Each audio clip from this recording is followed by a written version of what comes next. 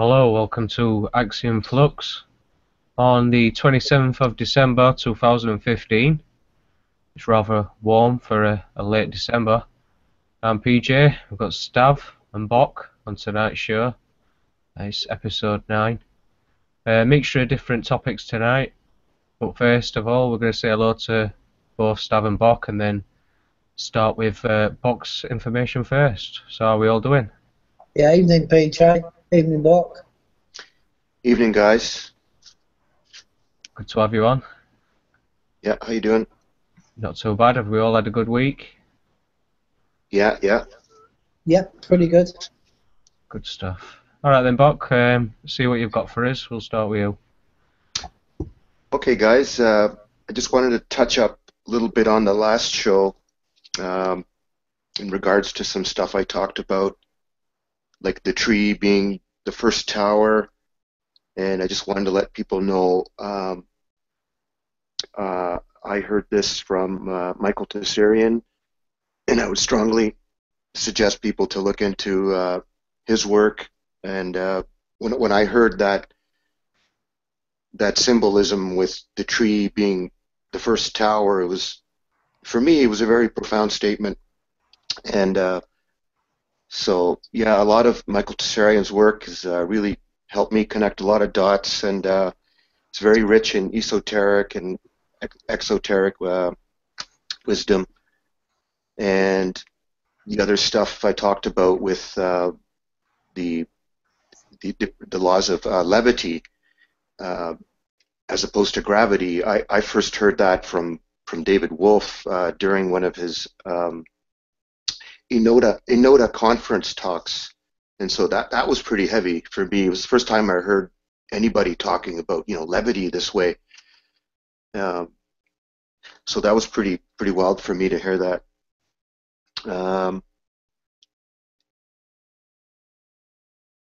Yeah, and just a little bit on else we touched about on the last show. PJ brought up a point about the heart inside a tree, and I didn't want to get too deep into that direction at the time because I was trying to go in another direction in that talk, but I thought I'd touch up on that now. And so, first of all, I'd like to start with looking at the human body. And so the heart, it's not actually the pump as the way we think it is. It's more of a regulator. And I think, as we know, it's driven by electrical pulses. And I think the main engine of the body is the lungs. And it's the breath. And it's the breath that is driving the main engine. And also there is the control panel, which tells the lungs to breathe, and that's found in our mind. And then so there's a connection between the mind and the breath here. So that's just something to consider. And so now going to the tree, yeah, they don't have organs the way we do because they're stationary, obviously. But the remarkable thing about a tree is like you can cut a branch and you can start a new tree. You can cut it halfway down and it'll produce new growth from underneath. You can cut it right down, and sometimes the roots will send up new growth. And the roots can also start new growth with sending out these things called sucker branches, where I've heard of cases where they shot out like 20, 30 feet away from the tree and started a new tree. So the biology of the tree, it seems, is like it has this complete intelligence is just there within every cell of the tree, because it can literally produce a life on just about all ends of its structure. Anything you want to say to that, PJ or Randy? Well, I don't know if it'd be possible for me to just share something on the screen. Yeah, go for it.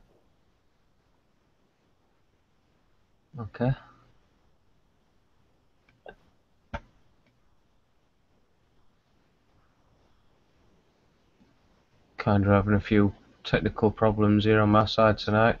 No worries. Not running the smoothest. I don't know if you can see my screen. Yeah, you're presented to everyone, so it's your end, Should PJ. come up. Yeah, there it is. You can see my screen now, yeah? Yeah. I just want to show you this image, just to illustrate on a few things that I picked up on what I think you're talking about. Well, it's just a tree, what you can see, yeah? Yeah. Well, turn it upside down, you can see the human body and the symbol that most people who will be listening to this and watching this will be familiar with. Right. I made this image quite a while back. Yeah. Just added a few other pictures in a bit of time, and I just thought I'd leave that up while you were discussing it. Yeah, you're perfect. Nice one. I don't know if Stav had anything to say on that. Well, it's you're underlying exactly what Bob just mentioned. Really, it's amazing. Really, a lot of people don't look this deeply into the whole thing, and it's all connected, isn't it? You know, it's a great example actually, PJ. It's a nice one. Yeah. We're all saying there, uproot yourself. Yeah.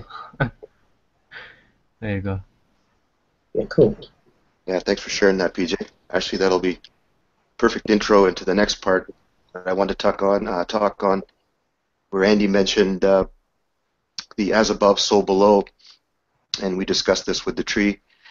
To further explain this intricate structure of nature, below the ground, there's the mycelium network of the fungal and the mushroom bacteria, and this runs like everywhere underneath the ground, and it's a huge matrix, and it resembles in structure. It resembles the way our neurological network is set up in our brains, and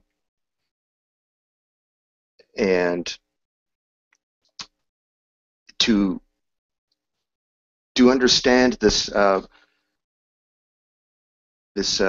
the way the mushroom and the fungal network works under the ground, I strongly suggest people to watch some of Paul Stamets' work on this, because I think he's one of the leading experts in this area, and that's where I first heard this from.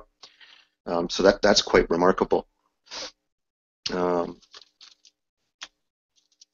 Yeah, and I think that was it as far as I wanted to touch up on from last show, guys. So if you want to say anything.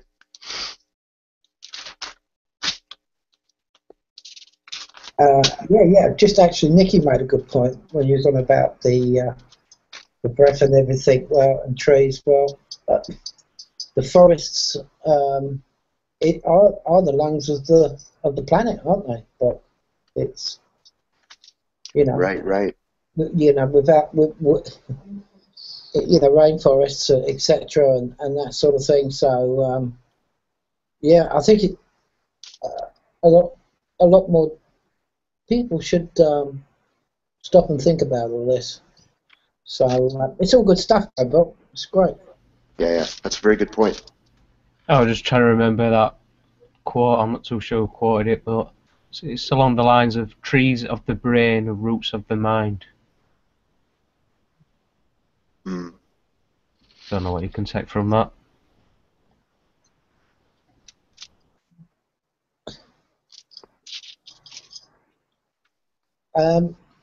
Self-explanatory, isn't it, PJ? Yeah, it can be for some, I guess. Yeah. You want to expand on that for people that don't quite get it, or who may be watching? Or?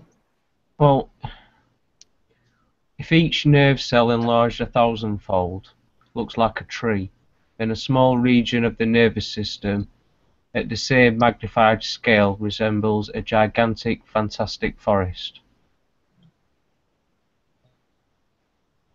Yeah, who actually said that quote? I don't know. Ah, right. Yeah, Sure. Yeah, cool.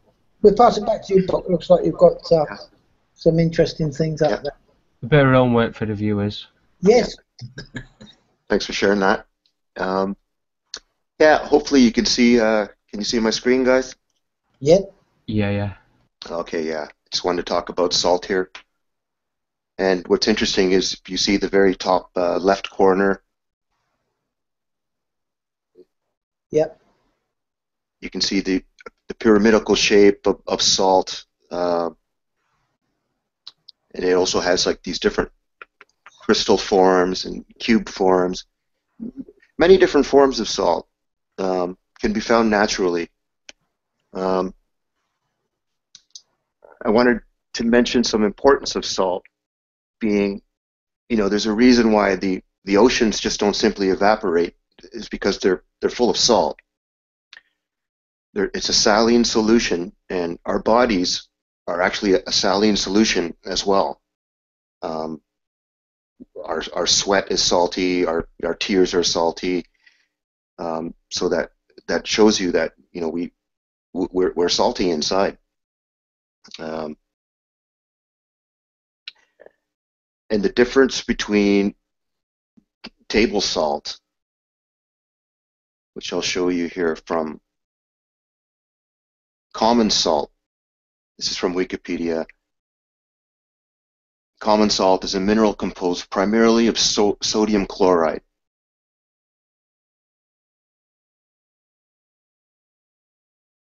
Down here, they say, salt is an essential nutrient, and the amount of salt in the diet influences health.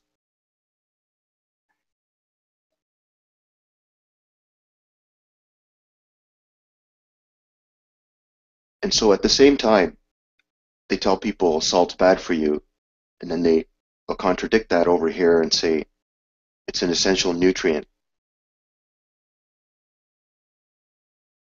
But they won't mention sea salt.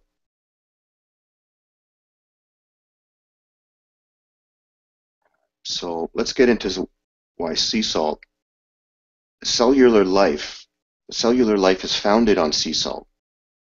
Okay, in 1950, the groundbreaking scientist Fred Hoyle was the first person to coin the phrase the Big Bang. Fred Hoyle also hoisted another idea, which is still not accepted today. He believed that life was introduced to Earth by comets in the form of virus RNA, and that these viruses are conjoined to form the double helix DNA in the form of single-cell bacteria, Earth's first true life form. I just thought that was interesting. I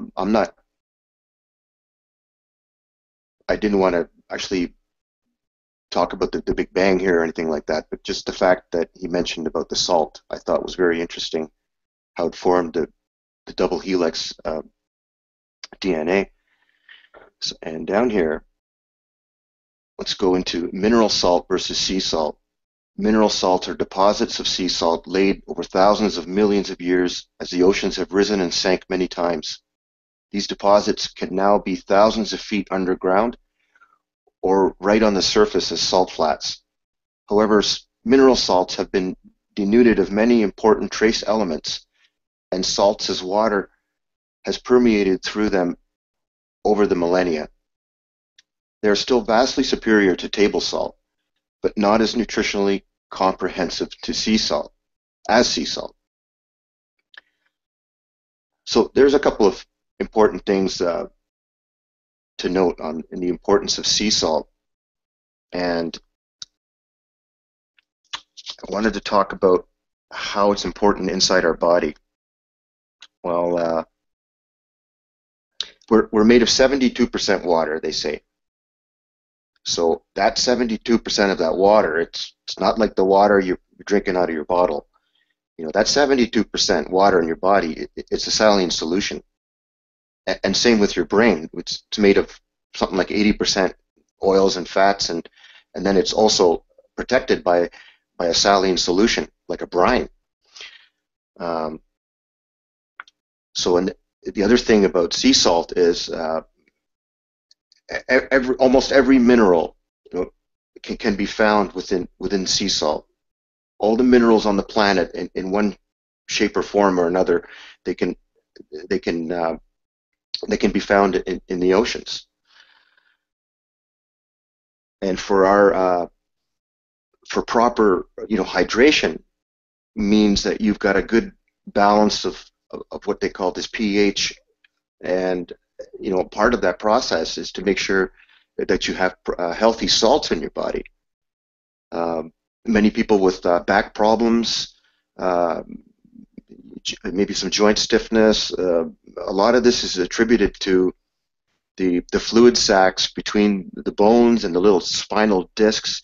They're drying out because the fluid needs to be a saline solution, and for those little cushions to work.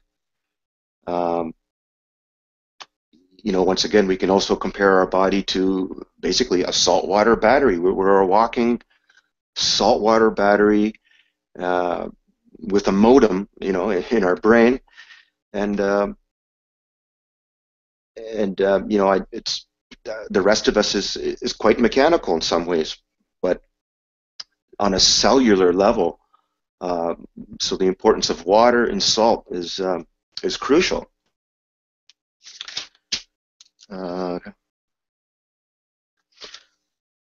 Did I mention that? Yeah, and also it's going to provide, so if you have the proper types of water in your body, this is going to improve overall health in every field. It's good, better circulation, better health, you're going to feel better.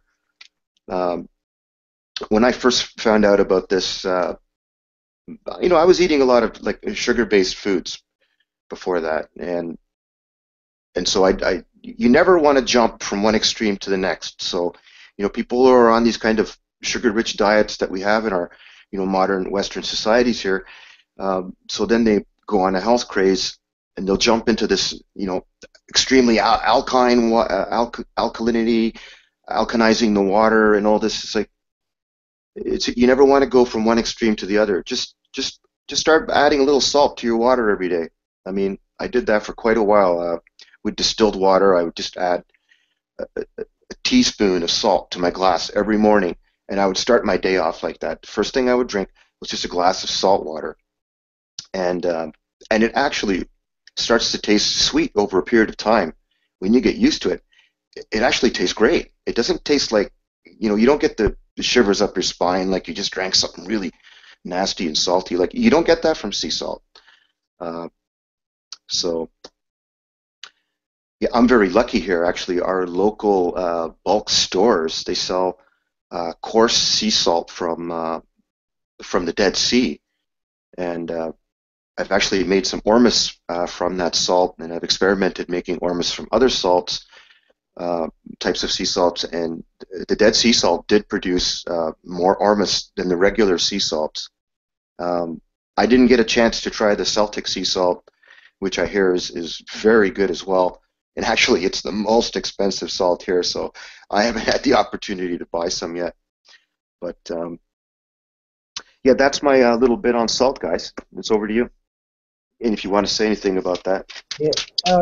Yeah, basically, but a couple of things. 100% agree. I wouldn't be without my sea salt intake now. I've got so used to it that, and I've noticed the difference. Even with a small amount every day, what it can do for you. Yeah, I mean, 84 trace elements you're getting in a proper sea salt. Yeah, unbelievable. Absolutely. And just getting to your point about the salinity of the 72% your body fluid, the water, is, well, if people don't believe that, all they've got to do is, if they've ever been themselves seriously ill in hospital, or family members, what's the first thing they put in and the last thing they take out? If you're nil by mouth, then always make sure the saline drip goes in. You're right. And that stays in until you start to recover, until you can start to orally take in liquids and things. So the saline, there'd be no way you'd be able to survive. Yeah. So, I mean, if nobody doesn't, that brings home the importance in my book. No. And if somebody doesn't think that that salts are important, I mean really important, they should actually just even go on Wikipedia and Google salt, and you'll read a bit of its history. I mean, wars have been fought over this. Okay, people travel the oceans to get good quality sources of sea salt. Um, Yeah. I read or heard somewhere at one point in our history, salt was more valuable than gold, even. Yes. Yes. Right. Definitely. Definitely. So yeah. Yeah. Well, this part where I live near the coast in the UK, and there's some saltwater marshes. Well, they were saltwater marshes where the seas receded over the centuries. But anyway, all dotted around. And if all you have to do is look at an OS Ordnance Survey map, and you'll see these little ancient markings, rings everywhere, all over the marshes, and they're salt pans, what they call Yeah, salt yeah. pans. And that's what the medieval people survived. They would never have survived throughout the winter without the salt. It was so important, not Yeah. only for the just directly for them, but also that's how they preserved all their food to keep them going during the winter. So it was and still is a very, very important thing, and very underrated because, and also that table salt, that's bad news blues. That's really not good for you. But sea salt I recommend to anybody and everybody. I wouldn't be without it now, that's for sure. But Yeah. the other thing is, very briefly, did you want to quickly? You touched on Ormus now, the monotonic element. Did you want to quickly, in case people might not understand when you said Ormus? Yeah. Right. Ormus is basically it's a process of extracting all the minerals within the salt and concentrating them. And this can be done through several processes, and the easiest and safest by far is you just get a jar, a mason jar, you fill it halfway with oil. I believe olive oil seems to work well with this, but any oil will work. And the other half you just simply fill in with coarse sea salt. And over a period of time, all the minerals from the salt will be they'll be released into the oil, and then you can just skim off the oil every day and use it in your cooking. Or like, I know when some people are sick, a lot of doctors will tell them to go have a couple of tablespoons of olive oil every day. And the same can be said for coconut oil and all these things. So in this case, you could take advantage of, if you're going to be taking a tablespoon of these oils every day, well you might as well mix the salts in there. Now you're going to be gaining 100-fold of its medicinal value, and there's been a lot of studies that are going on Ormus. People use them in their gardens. They use them with their growing their food, and it's produced tremendous results. People have used straight up ocean water on their property just to put those minerals back into the soil. Our contemporary science will tell you that, if you dump a bit of ocean water on your land, you'll kill everything, but that's nonsense. It's not true. In fact, I sprinkle a bit of sea salt in my garden. I have been for the last couple of years. On occasion, there's good quantities of magnesium and other things that are known, that we know that are there already, but the unknown ones are the 84 trace elements, and we're just beginning to scratch the surface on all of this.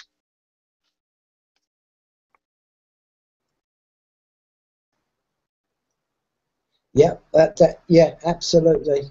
Well, why not? Why not? I mean, these these things, like you say, why not just mix a little bit of more of it and make it into an Ormus?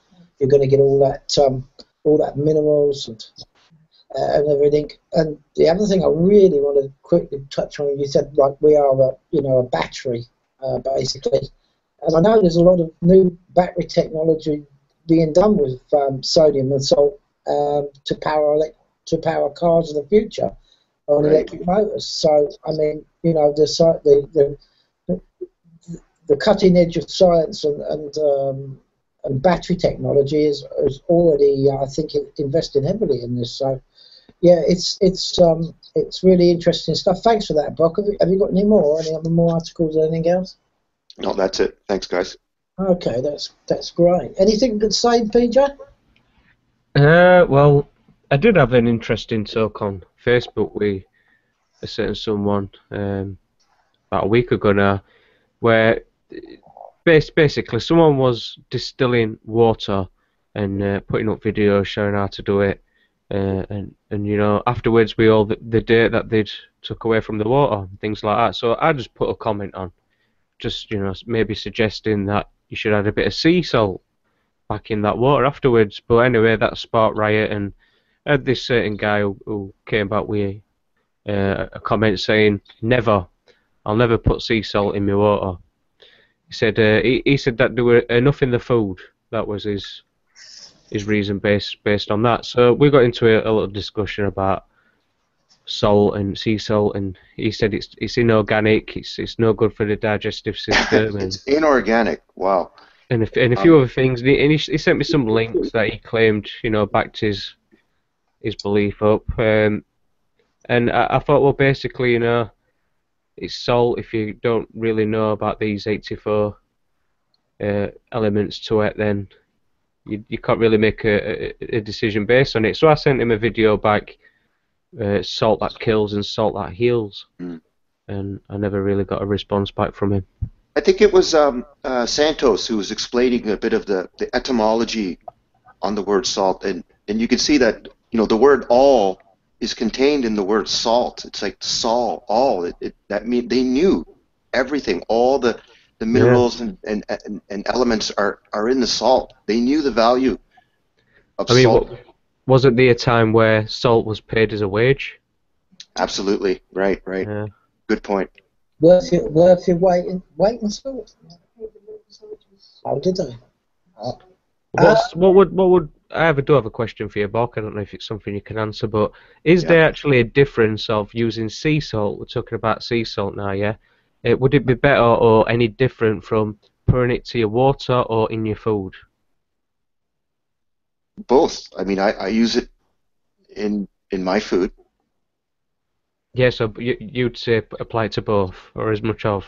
I mean, I think if somebody is in proper functioning health, well, then you just simply want to stop using table salt and just replace it with sea salt and use it as you normally use it. Yeah. Because at least now you've taken out one that's not good for you in the long run, and you're replacing one that's very good for you almost instantly on a cellular level. And if someone's not doing well, I would suggest you literally start drinking a bit of salt water every day. Add your iodine drops to it. You know, anything you can do to enhance it naturally.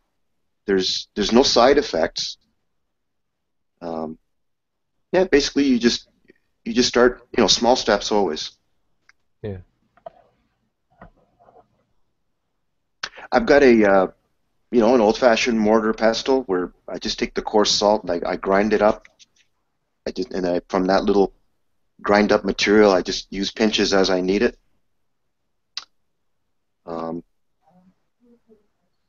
It's a wonderful thing to have is the mortar and pestle, really, because, you know, now you can use different dried up herbs and spices and seeds, and you can crush them up and you can mix them with the salt, and it's delicious. I mean, what's one of my favorites is coriander seeds with sea salt and a bit of cayenne or black pepper in there, and you just crush that all together. Oh, it's delicious seasoning. You can use it on almost anything. Yeah. You know, potatoes, would put in with your yogurt or. Oh yeah, it's very interesting. So I do recall going to somebody's house a while back now, and they were watching TV, and this program came on, and they must have been talking about at least, you know, 5-10 minutes about salt, but the topic was whether salt dissolves faster in cold water or hot water. Now, they could have spent that 5 minutes talking about something more important than how quick does it dissolve. So I thought, you know, if that's the best these TV programs can do, then... Right. And I don't think it's so much this is my opinion, I don't think it has so much to do with the fact of it dissolving. as it does with the freezing point. I think those are two different things. Like, for example, I know the Dead Sea. It's so saline, like it's so salty that no life can really grow there. I mean, that's the extreme of being too saline. Yeah.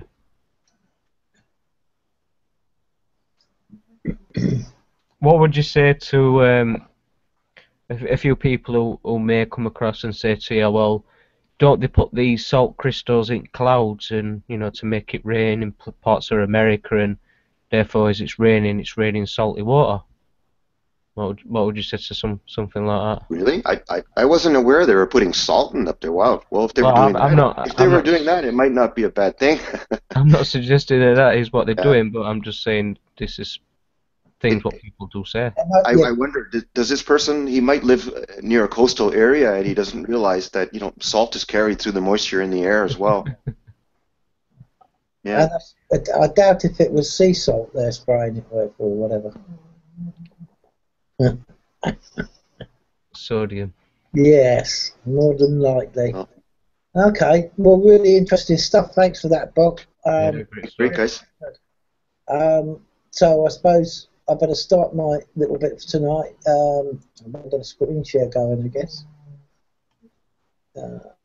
We got problems here tonight because for some reason we can't get our screen share right. Can you not? No, I wonder why that's doing that. Screen share.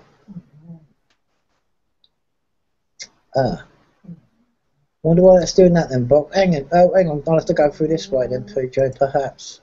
Present to everyone. You are presenting. Okay. Yeah, you still don't know. I still haven't got a screen, have I? No, you're going to start it. Can't seem to click on it for some reason. Whatever. Unbelievable. Sometimes there's a bit of a delay. No, just can't seem to share a screen. Just ain't having it, boys. Right, click it, and it does something. Now it's gone, and I can't share a screen. Won't allow me to share a screen. No. Can you get me to share a screen, PJ? Is there anything you can do?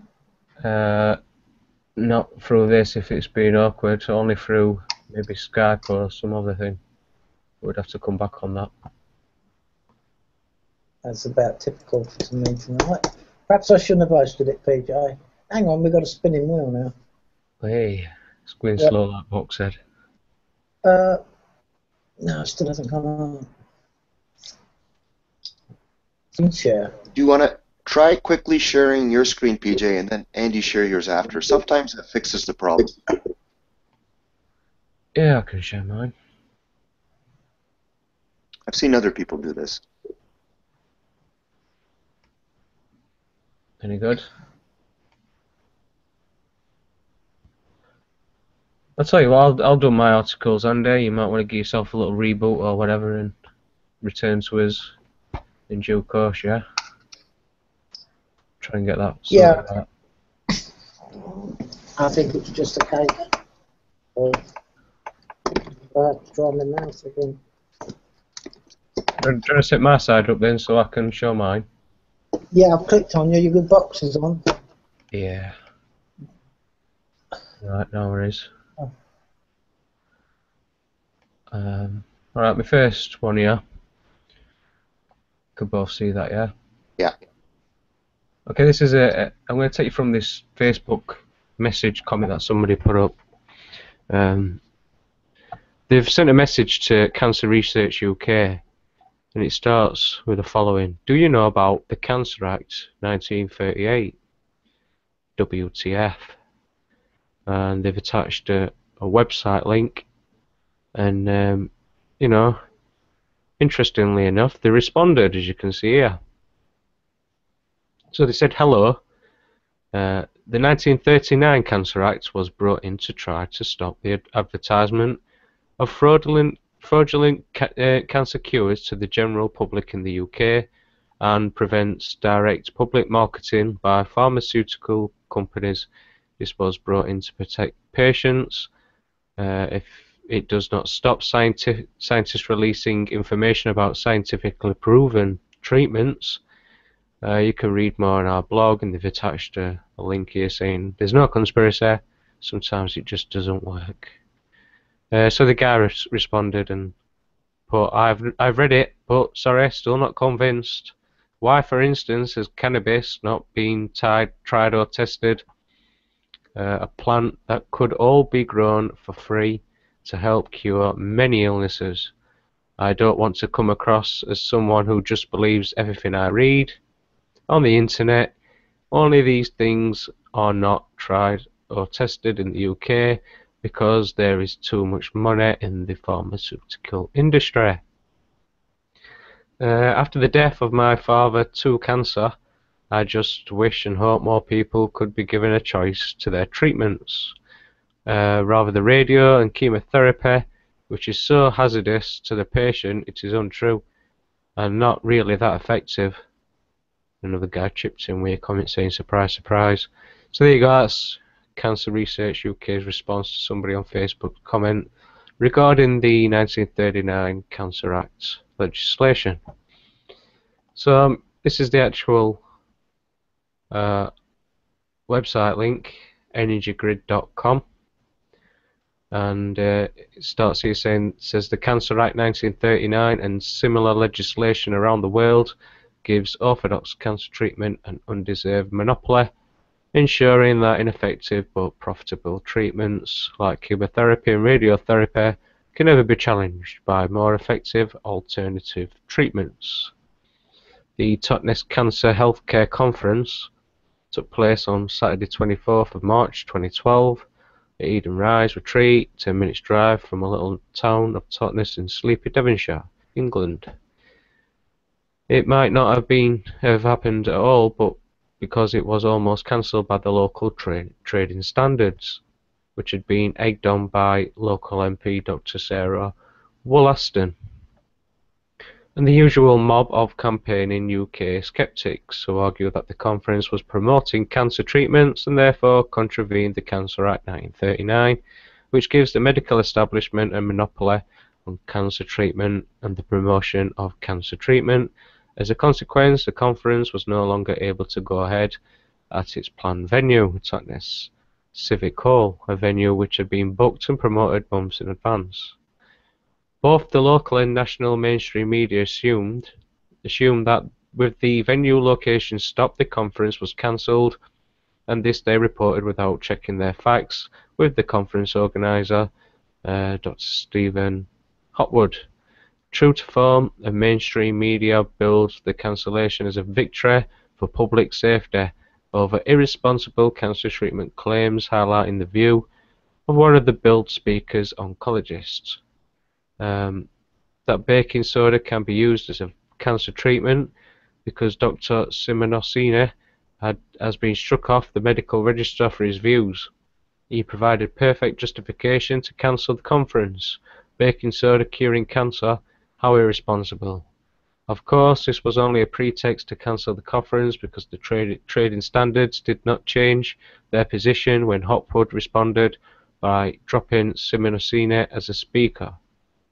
However, the trading standards, Sarah Wollaston, the rabble of UK sceptics and the mainstream media underestimated the resolve of the conference organisers and those planning to attend. Free speech would not be thwarted, and the skeptics' glee at the announced cancellation was short-lived as the event was switched last minute to a private venue on a donation basis.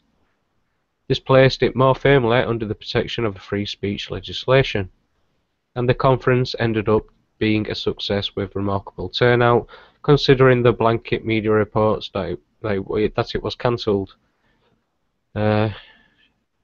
Stick with me, guys. I've got a flashing screen, so it's hard to read this, but I'm doing my best.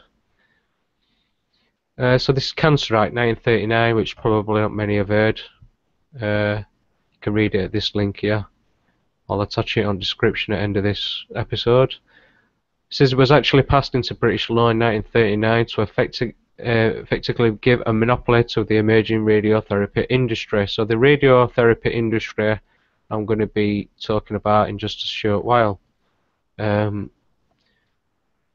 The industry was believed at the time that the cure for cancer was the radioactive element radium. As radium was hugely expensive to procure and to administer, the Act ensured that the government loan to the National Radium Trust, in brackets an independent non-governmental trust, would be secured by eliminating competing cancer treatments. It was the means of securing this business arrangement.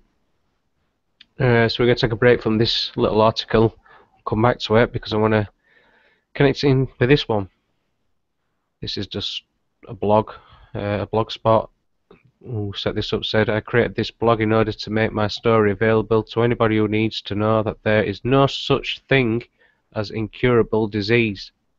If you have the desire to heal, the belief that it's possible, and the commitment to do whatever it takes, healing is inevitable, so long as it is in your soul's highest interest to do so. So the Cancer Act 1939. This is canceryoucan.blogspot.co.uk. Has anybody heard of the Cancer Act 1939? Not many seem to know about it, yet so many of us are suffering from its effects. So pay attention. Suffering from its effects, meaning this Cancer Act, yeah? You should know that it is a particularly restrictive bit of legislation which prevents people like me from saying that it is possible to heal from cancer, terminal or otherwise. In fact, I was contacted recently by Trading Standards and told that unless I changed my websites, I ran the risk of being fined £1,000. Have you ever wondered why you do not hear much about alternative choices when it comes to treating cancer? Well, look no further than the Cancer Act 1939. It was originally created to protect the public from charlatans, but in this day and age of supposed freedom of speech, it seems a little outdated at the least, and positively obstructive at the most. When I was diagnosed with cancer in August 2007, I desperately began the search to find women who had cured their own cancer without conventional medicine. I knew it was possible, having healed from terminal cancer once already. But I was desperately trying to find someone who had healed their ovarian cancer. I looked on the internet avidly for someone who had managed to heal their own ovarian cancer, but to no avail. Eventually, though, I found Gillian Gill, or Gillian Jill, not sure which one that is. Thanks to Dr. Rosie Daniel. Thank goodness for Gillian, she who be nothing short of an angel in my life, and I am forever grateful for her, for her encouragement and help. It is so helpful to meet people who have healed their cancer. It is inspiring beyond belief, so I vowed that my story would be up there in cyberspace as soon as I healed myself, so that I could offer instant hope to people when they most needed it.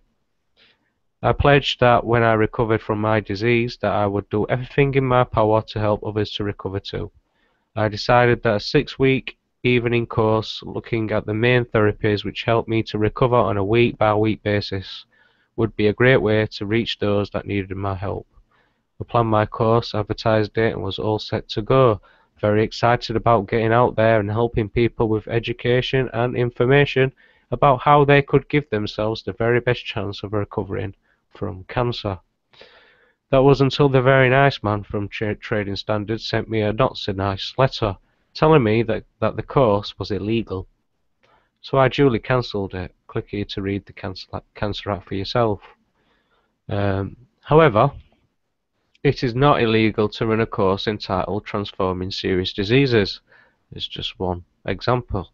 So that shall be the title of this person's next course. Probably best to email for details of that. It will run in either September or October, blah blah blah.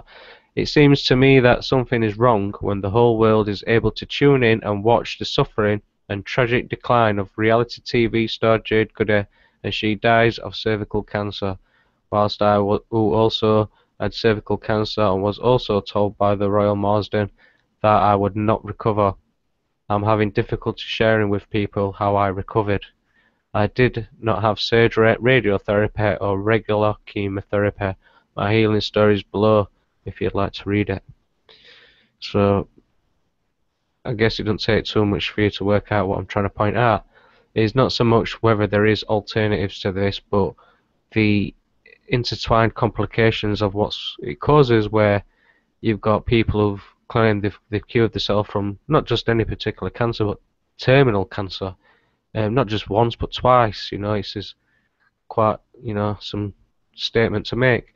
And for somebody who's suffering or knows somebody suffering from cancer, I'm sure you'd really want to show a bit of interest into somebody who claims to have a story and experience, and they're willing to share that with you. And if you've got pieces like this legislation, the Cancer Act 1939, getting in the way, you're really by now starting to wonder why. So going back to my first article where the debate all began, into that one, which brings me back onto my next point. And don't worry, you can have a look at these in your own time. So it goes, what is most concerning about the Cancer Act, however, is that it violates freedom of speech legislation. This is what makes it so controversial, and why so many are now calling for its complete repeal. It is no longer serves the purpose for which it was set up, to kickstart expensive new radium treatments, and it has been superseded by newer legislation like the Medicines Act 1968, another one for you to look up. Legislation which is perfectly adequate for protecting the public against medical scammers and charlatans. Unfortunately, monopolies are not easily given up, especially a monopoly as lucrative as that, involving cancer treatment, and so Big Pharma makes sure, through its influence on the medical establishment and government, that full repeal of the Cancer Act 1939 never happens. So, what some people are saying is that you don't really need a Cancer Act to prevent fraud. There is acts to stop fraud in itself. We don't need to create something, call it a Cancer Act 1939, to prevent something that's already got something in place. So that's the rest of that article. I'm sure you can take the time if you want to read that and appreciate me not having to read the rest. This is the UK's version of the legislation.gov.uk Cancer Act 1939. On this first point it says, an act to make further provision for the treatment of cancer, to authorise the Minister of Health to lend money to the National Radium Trust. Okay, we're going to stop there, because there's quite a lot within this sentence. So first of all, who's this National Radium Trust? Here it is. This is the British Institute of Radiology, and I'm having to show you through this because obviously that other trust doesn't exist anymore, as claimed. But I don't know if you can see this, it's fairly small. It says the National Radium Trust and Radium Commission was established by Charter 20th of July 1929. They augment the supply of radium for use in the treatments of the sick, and to advance knowledge of the methods for rendering treatment. It was not a government department, most of the trust's funds having been subscribed on the basis of its independence. Its first meeting was held at the Ministry of Health on the 31st of July, and it was chaired by Lord Palmer. And this is Lord Palmer, very interesting character. In brief, my opinion from what I've researched and within this Wikipedia article, it does show that he wasn't too bad of a guy. It said he moved from the Tories to the Labour Party, and also had a lot to do with churches, and he also opposed conscription and sympathised with conscientious objectors. We thought were subject to excessive punishment. So that's him. Going back to that other article. This is the National Cancer Act of 1937. This is the American version. A couple of years before, which pretty much deals with the same sort of angle of it as the one we've got in 1939, the Cancer Act. And this is the website from the Cancer Research UK. If you want to stand on that side and read their article on it. They're saying just to stop phonies making fake medicines and, you know, making loads of money off it, allegedly. So I don't know why it's still going off today. But there you go. So this is the website that they attached, called thequackwatch.com. And it says misinformation about questionable cancer therapies is spread through books, articles, audio tapes, videotapes, talk shows, new reports, lectures, health expositions, alternative practitioners, information and referral service, and word of mouth. Promoters typically explain their approach in common sense terms and appear to offer patients an active role in their care. Nothing wrong with that. Cancer is a symptom, not a disease. Symptoms are caused by diet, stress, and environment. Proper fitness, nutrition, and mental attitude allow biologic and mental defense against cancer. And conventional therapy weakens the body's reserves, treats the symptoms rather than the disease. Questionable therapies are portrayed as natural and non-toxic, while standard, responsible therapies are portrayed as highly dangerous. The figure below comes from a misleading, or alleged misleading, comic book designed to undermine public trust in conventional methods. So this is their attempt to try and bring this alternative, open mind, you know, free look on other things.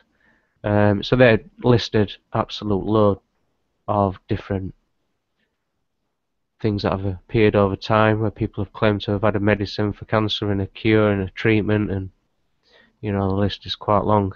Some I've never even heard of. And then at the end they leave it with this: conspiracy theories. So quacks typically charge that the medical profession, drug companies, the food industry, government agencies and/or other vested interests are conspiring against natural cancer cures. No such conspiracy has ever been exposed.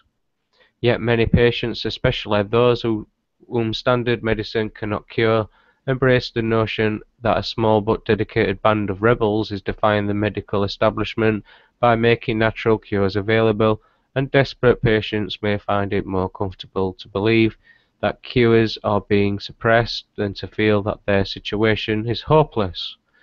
The conspiracy charge has two common scenarios. In one, opposition is based on fear and competition. In the other, a cure discovered within the establishment is suppressed. Neither of these situations makes sense. Well, it does, in my opinion, but I'm just trying to be as unbiased as I can and put both angles of the story, of the debate, to present to you. So this is another guy, Arthur Lee, 1st Viscount Lee of Fareham,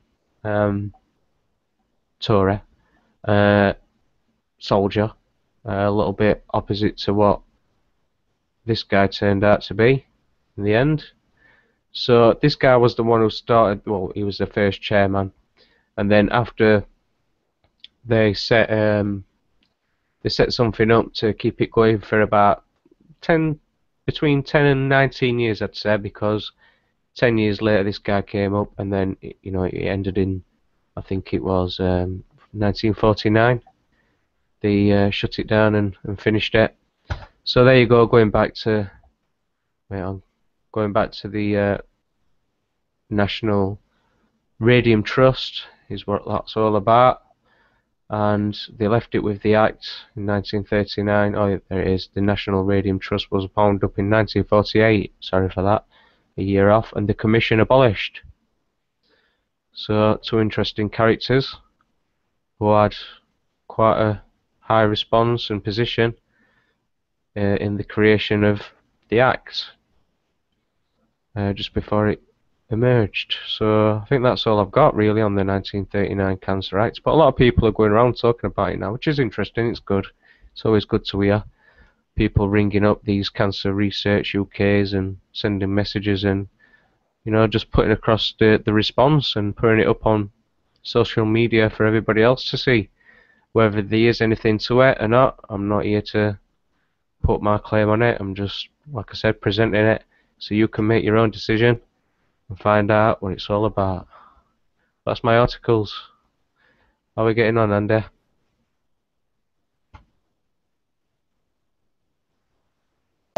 Yeah, let's try it.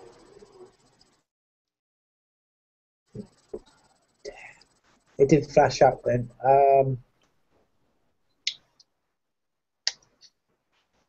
No, it's not going to have it, unfortunately. Just going back on your articles, PJ, really, what can I say other than anything to do with legal is commerce. Commerce is business. So I really don't need to explain and go in depth with that. Business is business. Yes. So legal, commerce, and commerce is business. That's something they cannot deny. And well, it goes back to the point of him claiming that the Act is just nothing but to protect the people or protect the public from people who want to, you know, set up some sort of a scam or a con, or basically just take the money off him, yeah, to prevent fraud, allegedly. But there is already an Act what serves that purpose anyway, so why would you need to? The people that are asking why would you need to have such an Act called the Cancer Act 1939? It doesn't make sense. no, it doesn't. And they'll say that, well, these conspiracy theorists and their claims don't make sense, so there you go. There we go, indeed. I don't. Scary, pretty scary. They had to make a law around it. No, that's true. Yeah, well, carry on with. You can carry on with anything else you need to say there, but I'll just try another USB. I might be able to. I think it's something to do with this mouse, but I don't think it's going to have that voice. I mean, what I can do is. It's a shame because I've got some interesting graphs on the articles, but I suppose I could just talk you through the articles which I had. Have you got a tab key on your keyboard? Tab. Because if you keep pressing that tab, it will jump it up and down your icons on your left, and then just press the OK enter button, and it should bring it up. Well, you don't know a Mac keyboard, do you? So no. I've got Control, Escape. Yeah, unfortunately, I'm not that au fait with the keyboard. I've got lazy in my ways. With mice, with mice. So, do you want me to share articles on my side so that viewers can see them and you can read from yours, or? I could do actually. I mean, if I bring up this box here. Just chuck a few links inside and I'll quickly bring them up. Yeah. Yeah, I could do that.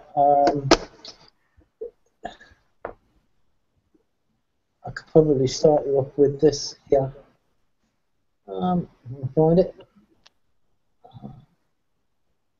I should have known this was going to happen tonight, but you know,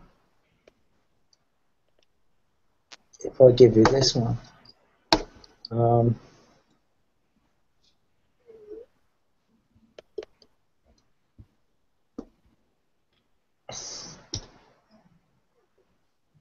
Okay, we can start off with that one. I'll get the next one ready. Okay. You want to bring that up on the screen share. I'll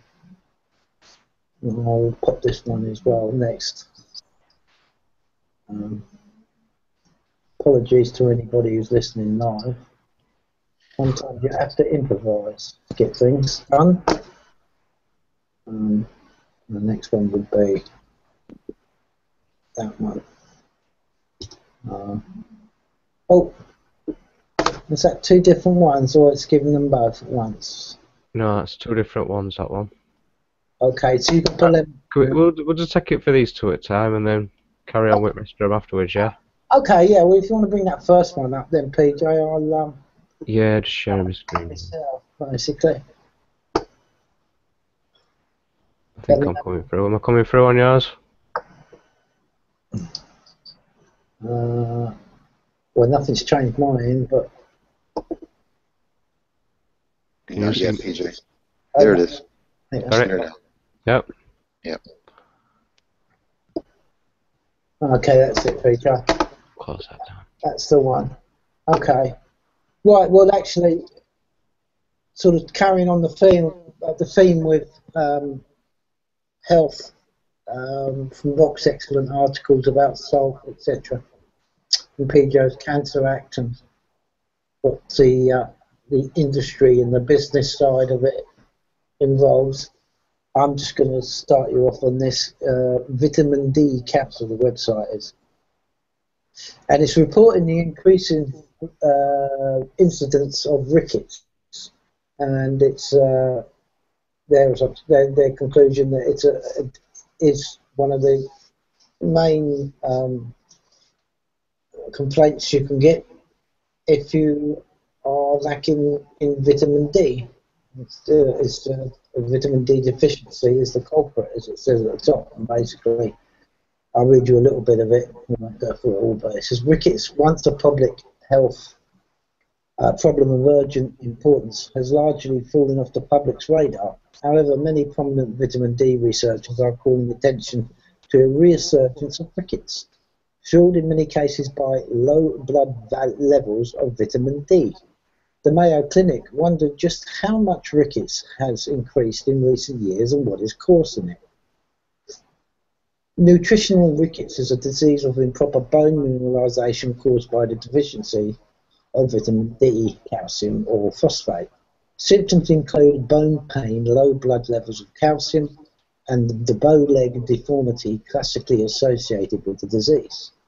Due to the increasing concerns that rickets is on the rise, the Mayo Clinic investigated the medical records of all children on file in Olmsted County, Minnesota, between 1970 and 2009 to determine how many children were diagnosed with health conditions indicative of nutritional rickets in this time period. Radiographic confirmation was required for a diagnosis of rickets. The children with rickets were then compared with healthy controls to determine risk factors for developing the bone disease. In total, 768 medical records of children with diagnostic codes indicating cases of rickets were identified. 23 of these cases of rickets were confirmed with radiography. 17 of the radiography confirmed cases were nutritional rickets.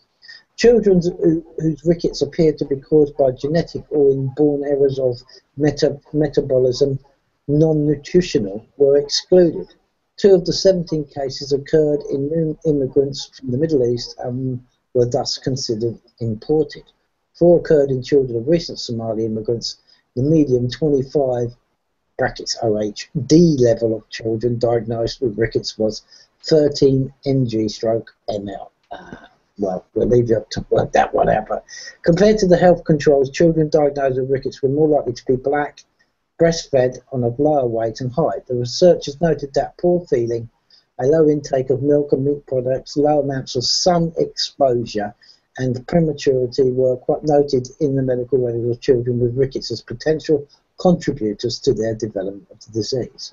The researchers found that while the incidence of rickets remained relatively constant between 1970 to 2000, it markedly increased after 2000, while the Mayo Clinic increased its testing of vitamin D levels tenfold after the year 2000. They note that the majority of the children with rickets first came to the attention of medical professionals based on clinical and not biochemical abnormalities. In other words, disease symptoms and not a vitamin D test were what most frequently alerted the diagnosis doctors to the presence of the problem. Potential reasons for the increase of rickets were offered: an increase in the number of dark-skinned immigrants at Olmsted County between 1970 and 2009, a decline in the average blood levels of vitamin D in the US between 1994 and 2004. Recent research in the United Kingdom and Australia indicates the increase of rickets in recent years parallels the increase of black immigrants to these countries, darker-skinned individuals more likely to be vitamin D deficient. This could be causing an increase of rickets in their children. This situation, same situation could very likely occur in Olmsted County, Olmsted County too. Between 1994 and 2000, the number of individuals in the US with a 25 OHD level below 30 ng/ml doubled. The increased use of sunscreen, increased avoidance of sun are cited as reasons for this trend. It really much goes on in depth, etc., etc. It is important to remember that while overt vitamin D deficiencies can cause rickets, the low vitamin D levels present in children are likely contributing to subclinical bone disease that manifests in unsuspected ways. It's critical that pregnant women not only optimise their vitamin D levels during pregnancy, but they take steps to ensure infants an adequate vitamin D after delivery. Vitamin D is not reliably transferred in the breast milk until the mother's has been previously reported. Right, well that's just to say that there has been, I mean I could have picked up several articles over this, but there's been a drastic increase of rickets in all Western countries, especially so the UK. I've seen high levels of cases of rickets in the last 10 years or so. So it's really getting out, and they're all attributing it to a lack of vitamin D.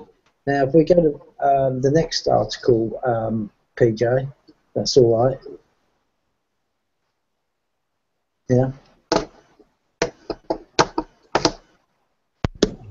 Is this the one? Pretty much. Let's have a look. Yeah, that's the one. Yeah. Right. I'll get it up on my screen now. Yeah, this is the sunshine vitamin, vitamin D deficiency. The sunshine vitamin is a hot topic. You may have recently found out that you are deficient or know someone who is. It's shocking for most people when they never had a problem before and believe nothing has changed to make it a problem now. Truth is that a lot has changed, and vitamin D deficiency and insufficiency is now a global public health problem affecting an estimated 1 billion people worldwide. Okay, that's 1/7 of the world's population. A lot of people. Anyway, the most well-known consequences to not having enough vitamin D are rickets in children and osteomalacia in adults. These are far from the only problems associated with vitamin D deficiency. The consequences are numerous and include skeletal diseases, metabolic disorders, cancer, cardiovascular disease, autoimmune diseases, infections, cognitive disorders, and or mortality. The majority of our knowledge about vitamin D has been discovered over the past 15 years, and with the growing issue of deficiencies, more health connections with vitamin D levels are being made. Correcting with vitamin D deficiency is not as simple as taking a pill or getting more sun. This article will teach you all you need to know about the benefits of achieving and maintaining optimal vitamin D levels. Vitamins are considered essential nutrients because either your body cannot make them or they are made in an inadequate amount. This means you must provide them through your diet or by taking a supplement that are essential for your health, and when you are lacking in them, they may be health consequences and diseases. Vitamin D is one of the four fat-soluble vitamins, A, D, E, and K. There are two forms of vitamin D, D2 and D3. Vitamin D2, also known as ergocalciferol, comes from fortified foods, plants, foods, and supplements.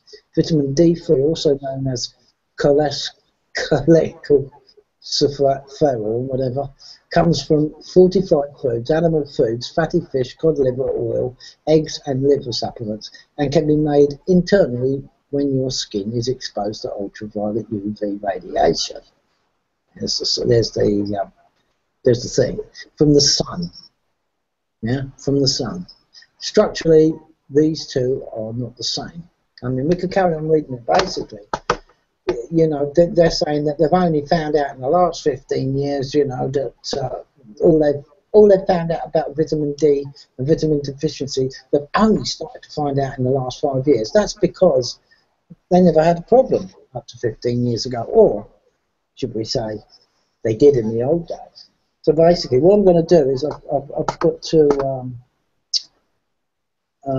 share another screen with you here, PJ. Bit of a pain, I know, but we're going to look. No problem. Just send me links through and I'll set it up. Okay. If we can get it to stay. Oh, let's just pop this in here. I'll probably just, have you got that one? Right, that one up for us. Yeah, I've got. Let me know when it's on screen, because I've got to come off of here and go on the other screen myself to read it now. It's the. Yeah, I've got that one. Yeah. Okay, it's the big news 8, yeah? Solar theory, prediction of global cooling, yeah? This is the one. Yeah, okay, this is a blog. And I'm touching on here as a thought. You know, everything everything I do, or they're my thoughts, they're not beliefs, if people want to make up their own mind, don't believe a word I say, go and check it for yourself, and I always say that. I don't feel I need a disclaimer, but I'm not claiming anything, but there you go. But this is basically about what I think the problem is, what could be the problem, should I say. And it just happens to be quite coincidental with the vitamin D deficiencies. Big news, new solar theory predicts imminent global cooling. It says here, to recap, using an optical Fourier transform, David Evans discovered a form of notch filter operating between changes in sunlight and temperatures on the Earth. This means there must be a delay, probably around 11 years. This not only fitted with the length of the solar dynamo cycle, but also the previous independent work suggesting a lag of 10 years or correlation with the solar activity of the previous cycle. The synopsis then is that solar irradiance, TSI, is a leading indicator of some other effect coming from the sun after a delay of 11 years. Just if that went at you, don't worry about it. The discovery of this delay is a major clue about the direction of our future climate. The flickers in sunlight run a whole sunspot cycle ahead of some of other force from the sun, knowing that solar irradiance drops suddenly from 2003 onwards tells us the rough timing of the fall in temperature that's coming, just at a solar cycle length. What it doesn't tell us is the amplitude, the size of the fall. That's where the model may or may not tell us what we want to know. The test is coming in very soon. This is an unusual time in the last 100 years where the forecasts from the CO2-driven models and the solar model diverge sharply. Oh, the timing. Ponder how ambitious this simple model is. The complex GCMs only amount to predict decal trends and have failed to do that. Here's a similar simple model proffering up a prediction which is so much more specific. The solar model has not shown skill yet in predictions of such short time scales, though it hindcasts reasonably well on the turning points and longer scales. It cannot predict ENSO events, and obviously not aerosols nor volcanoes, but if the notch delay theory is right, the big drop is coming larger than the short-term noise.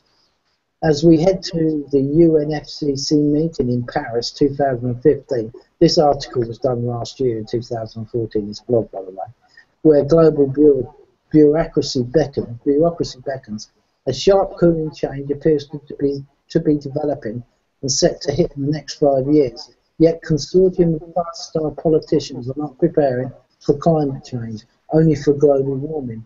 Around the world, $1 billion a day is invested in renewable energy, largely with the hope of changing the weather. Given that 20% of the world does not even have access to electricity, history books may marvel at how screwed priorities were and how bureaucratized science cost so much more than the price of the grants. As Bob Carter has been saying for a long time, politicians need to prepare for everything the climate may throw at us. See climate counter. Now here's the crux of it. Global cooling is imminent. If the sun mainly controls the temperature on Earth, a turning point is almost upon us. In the second part of this series of blog posts, we will demonstrate that carbon dioxide is responsible for less than 25% of the global warming in the last 6 decades. So, presumably, the sun is mainly responsible. Why it's cooling? Now, this chart here, people, I'll just read this bit here. The reason for cooling is a dramatic fall in solar radiation that started around 2004. Here is a graph of solar radiation since 1610. when sunspots were first recorded. The brown line is the solar radiation, and it peaks every 11 years or so because of the sunspot cycle. We put an 11-year smoother through it to give us the red line, which shows the trends. Right, here you have, right, they say here, if you look here, you can see this is 1600 AD, 17, right, and here's the minimum period, where there was solar radiation was very low, okay, or solar irradiance. Now, if you come up to here to present day and we come to 2000, you look up here, there's a little blue thing. It says the recent fall off of solar radiation started somewhere in 2003, 2004. Well, I think graphs can be a little bit misleading. It could actually be about 2000, 2001. But if you notice the complete steep fall of solar irradiance, now solar irradiance is the brightness of the sun, basically, and how much energy is coming off of it, okay? So basically, where we were last year, and I think this has continued, probably down to here, because I don't think the sharp fall is finished. They won't show us on this graph, but up to 2013, it was here. Now, if you go across back here, you know, you're looking at levels close on 1930s, 1920s, of very similar irradiance. Now, I mark it there specifically. There was another article that I won't bring out because it's too much to think, but the last sort of epidemic levels with children having rickets and a very low level or none at all very small amount of vitamin D, and vitamin D deficiency was huge because of the rickets epidemics and things going on, was the 1920s and 1930s. So we're pretty much at that irradiance level now. So when people say, well, hang on a minute, you know, we're not cooling, it's, you know, record temperatures and all, so, well, I'm not saying that it won't cool. There's a delayed effect in the cooling. The temperature will come a solar cycle, half a solar cycle, after the first of this peak, right? Which, if I carry on with the article down here, just bear in mind why I've significantly marked it here. But it's probably around here now. We're probably down to 1920 levels of irradiance. That's the brightness and the UV from the sun. So we're getting no more now, you know, vitamin, whatever you need to get from the sun, including your body to make vitamin D, we're down to that 1920 levels. And I happen to think that it's not coincidental that we're starting to see rickets coming back big time throughout the whole world, let alone the poor world, the Western world. So it can't be diet. Can it be diet? Yeah, we can say about what they kids eat today, etc. But I think this is a significant thing in the whole of this. So if I go carry on down here, I'll explain the difference in the temperature that won't be straight away. It has a delayed effect, and it says here, which it underlines, although it's not saying apocalyptic levels, but it's just to make the point. This graph has been updated late 2013 or 2000. It makes very little difference. There have been 3 big steep falls in solar radiation in the past 400 years. The first was in 1600. It led to the depths of the Little Ice Age and the Maunder Minimum. This was the coldest period during the last 100 years. There used to be fairs on the ice in the Thames River in London, blah, because it freezed over for weeks at a time. The second fall is around the time of Napoleon, and it predicted and preceded the second coldest period in the last 400 years, called the Maunder Minimum. The third fall occurred recently, starting in 2004. I think it was a little bit before that, but it's a graph, so it's roughly where it is. This recent fall is as big as the fall in Napoleon's time, almost as large as in the fall of the 1600s, and it seems to be steeper than either of those falls, but the temperature hasn't fallen yet. When? The timing for the cooling is indicated by the delay, which was deduced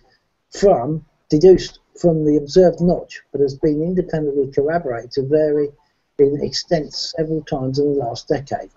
The delay is most likely 11 years, though definitely between 10 and 20 years. 2004 plus 11 is 2015, which is present time at the moment, for the next week anyway. 11 years after 2004 is 2015, suggesting the cooling will start in 2015. However, 11 years is only the average delay, and the physical interpretation of the delay suggests the delay is actually the length of the solar cycle, which has varied from 8 to 14 years, but averages 11. The current solar cycle is long, probably one in 13 years. So 2004 plus 13, it will be 2017. So the cooling is most likely to begin in 2017. In that case, if it's 13 years. The delay could be as much as 20 years, in which case the drop could be as late as 2024. This is the drop in the temperatures, mind, the effect of the irradiance going off the cliff. Or it could occur as soon as 2014. An El Nino or La Nina effect could affect the timing too. At this stage, we don't know, but by the end of 2018, seems fairly likely, okay, that temperature will start to drop. Notice that so far we've only applied our physical understanding of the delay and its implication of powerful solar influence that is signalled by the changes in solar radiation that acts after a period of time equal to the day. I could carry on reading the article, and this is just sort of saying about when they're cooling. But my point of bringing this article up, PJ, was if you go back to that top solar irradiance chart, Yep. is that significant fall in the irradiance of the sun, and I think it will be more detrimental on the health of people on this planet than perhaps the coming cooling later on. Who knows? But the cooling's going to be delayed. It always has from the start of the peak, as is shown from other times as well. So basically, I'm tying this all in with the vitamin D efficiency, basically. It's just a thought, and I thought I'd use these charts to sort of demonstrate. There's a shame I can't do the screen share, because I probably would have gone to two other things. But the other thing is, if this is the case, what are the government doing at the moment, the governments of the world? Well, they're heavily into geoengineering, and if you know about geoengineering, you know full well that they're actually exasperating the dimming. Let's call it a global dimming at the moment. That's what it is. They're actually exasperating that by spraying aerosols and all types of things and nanoparticles, which is blocking out even more of the sun, which has fallen off the cliff anyway in radiance. So that's very responsible of them if they're not thinking perhaps that something like I've just outlined has any credence. So that's basically about it, PJ. So I mean, I'm open to comments from both of you, and perhaps you can. It's nothing to debunk. It's just my thoughts. I thought it was rather interesting to share.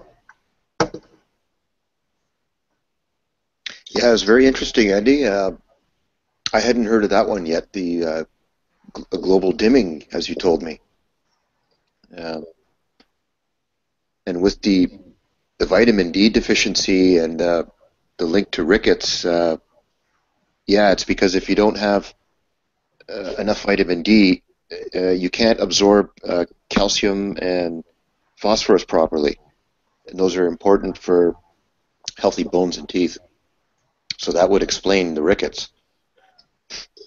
Well, it's such a vital part of the whole immune system, the vitamin D, because without vitamin D, it's you can't absorb the other vitamins, can you? The body won't.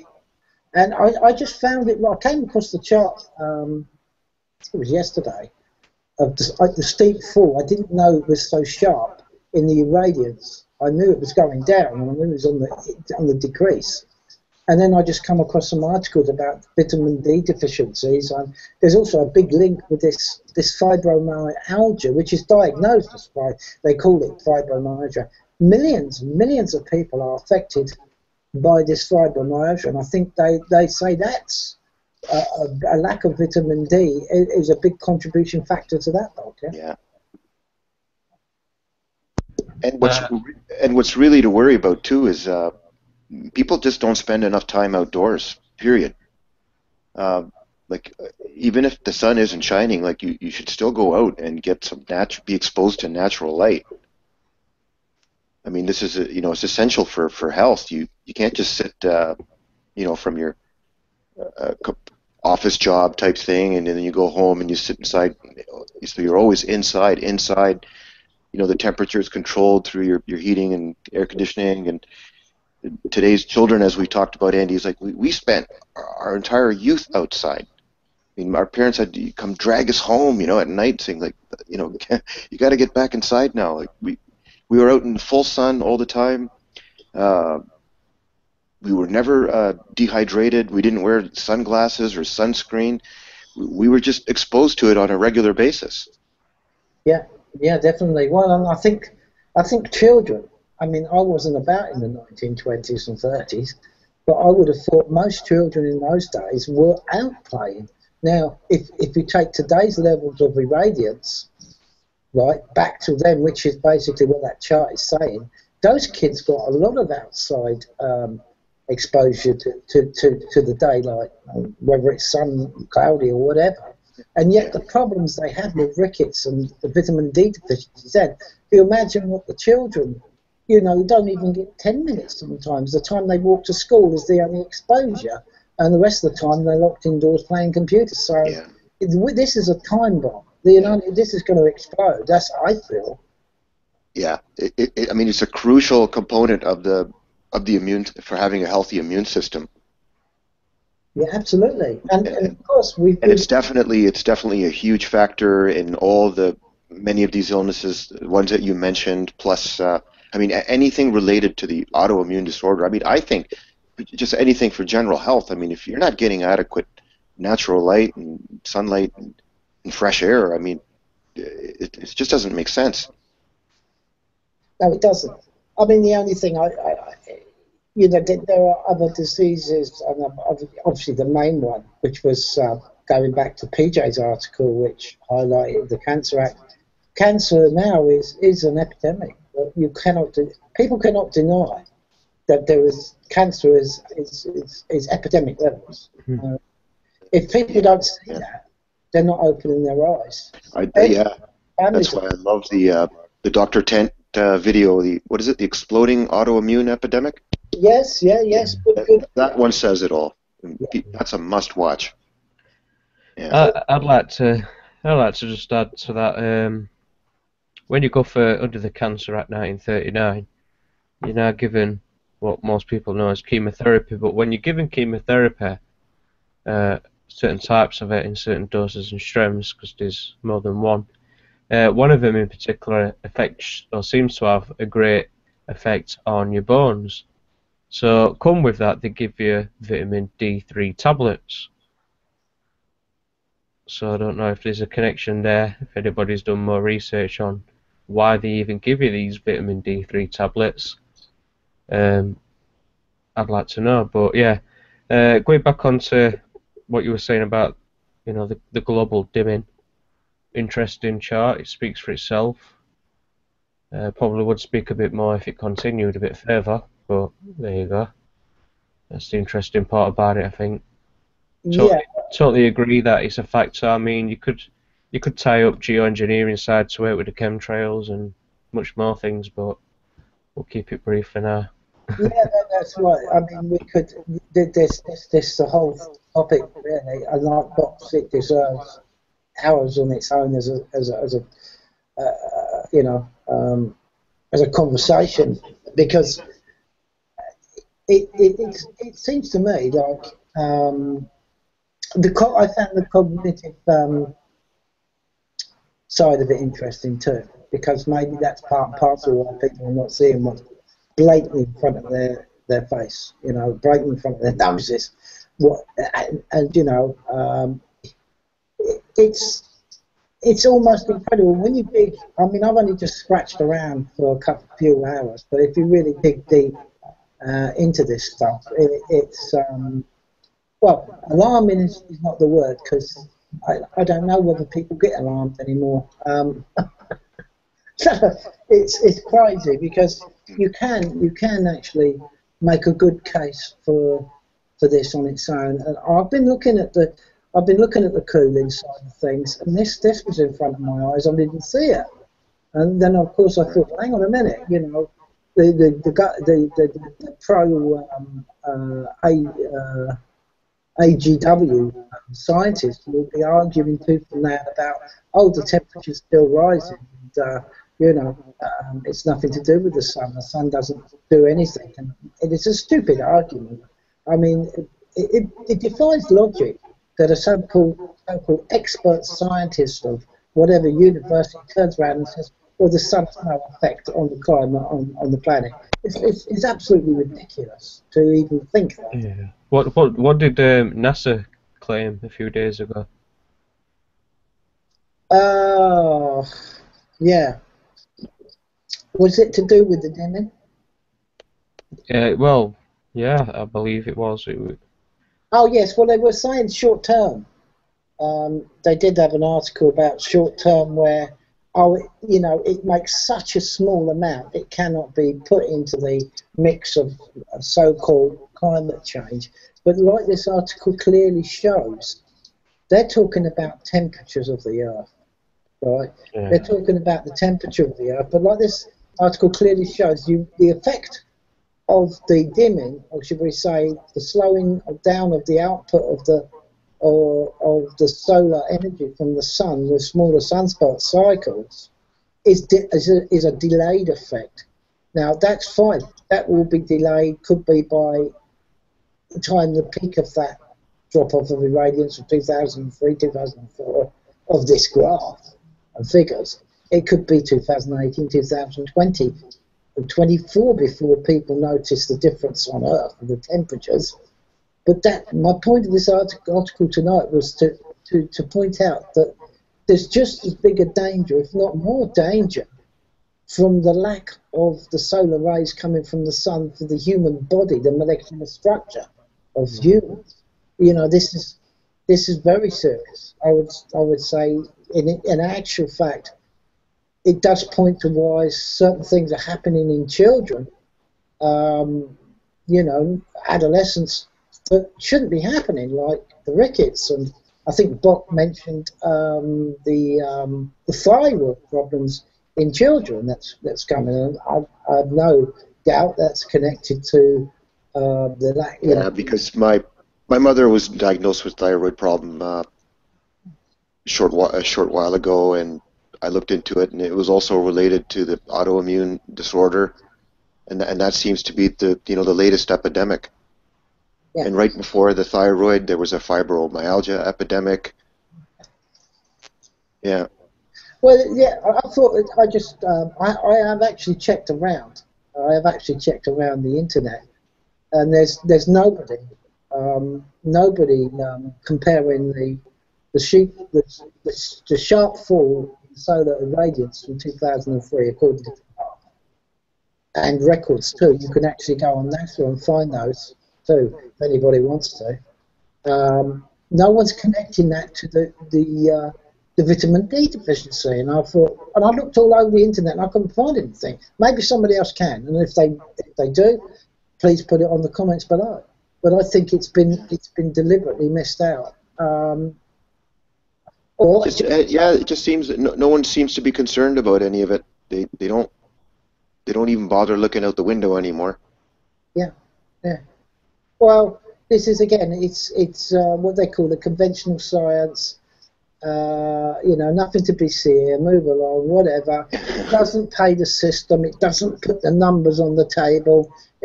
Commerce, business, consume, materialism. We're still in that brain mush thinking. Hopefully, as people wake up and realise that maybe they should look inward and look in the mirror and say, well, why am I really here? Can't be here for some tweaky bar, chocolate bar, or something shiny from China, for crying out loud. Surely it's you've got a bigger purpose to be being here, Bob, really. But this cooling cycle that you were talking about, Andy, you're saying that it's a bit delayed, and it might start in a few years from now? Yes, because there's always a delay from the drop in the solar irradiance. Right. Yeah. So because we experienced very warm temperatures here for December 25th. I believe it was 14 degrees here that day. I was walking out in the park, and I was just like, wow, I can't remember a time where it was 14 degrees on Christmas Day here. Normally we were skating, playing hockey on Christmas Day here. That's how cold it was. Well, actually, I think it And underlines. so I thought about what you said, and I go, well, maybe this is the calm before the storm. You definitely. It always peaks one way and then goes drastically the other way. Yeah, exactly. Yeah, but I think the thing that's making it also like that is if people check out geoengineering, and they've had conferences on it, United Nations. It's no BS. People they've had conferences in the United Nations about how they're going to do or whatever. I mean, that would actually make sense with with the warming carrying on and the complete drop off of the irradiance. They split. There's another chart I wanted to show, but I can't pull it up. You'll see the two lines around about 1990s, where all of a sudden solar irradiance and warming carry on together from 1950, 60, somewhere around that, and it gradually goes together. But around about 1990s, the two split on the graph, and you get the solar radiance starting to go downhill like a train, and you get the temperature still creeping up. Now, I can probably this geoengineering's been. I know the skies are not the same since I was a kid, and as I said last time we done a flux, and that's more the case today because every day I go out there and see it, and I think if everybody opened their eyes and looked up and saw it, they would see it themselves. So maybe this actually underlines the point that the government are doing this geoengineering. It actually certifies the point, if that's the right word for it. But they are doing these things. There's no doubt about it. They're geoengineering the planet. So basically, this underlines that with this evidence, if you like. So it's go and have a look. Don't believe a word I say. I mean, it could all be in my imagination, but it's obviously in somebody else's imagination, perhaps not quite linking the same, but the articles are there and the charts are there, so go and have a look for yourself. But I think it's going to have a dramatic effect on people's health even before this cooling really gets going. Yeah, very interesting, Eddie. Anyway, that's about it. No, very interesting. Enjoyed it myself. Yeah, well, sometimes if I get reading some of these blogs, then they can get a little bit heavy on the science side of it, whatever. Bear with me, because some of it doesn't quite go in with myself, but I get the overall idea of it. But there's just basic stuff there that anybody can see for themselves. So, okay, PJ, I'll put it back to you. I'm sorry about the cock-ups tonight, but these things happen. I've pretty much finished on my side. I've not got anything else to share. No. Bob? Yeah, I think that's it for me. Oh, I would try in closing. I would say this: the sun side of it for vitamin D is the important thing, because without that, Right. But Also say make sure if you're going to be encouraging people to go out and have a bit of sun or whatever, get a bit more radiance, just to check up Cancer Act 1939, just to make sure that you're allowed to do it. well, all I would say is check out check out what you can take in your diet to help you with it, and get out in the daylight. Get out. That's it. That's the key. Make sure you get out, get natural light. I mean, the contemporary medical science here says you need at least 20 minutes of sunlight a day. I wonder if this Cancer Act can actually have the power to ban you from going into the sun. Who knows? I wouldn't put it past them. There's nothing the psychopaths wouldn't do. On that thought, I'll leave you to close the broadcast, PJ. Nice articles and really interesting stuff, Bob and PJ. And until we do it again, cheers for now. Yeah, thanks, guys. Yep. No worries, do join us next week, another Sunday, 9 o'clock, GMT, for episode 10 of Axiom Flux.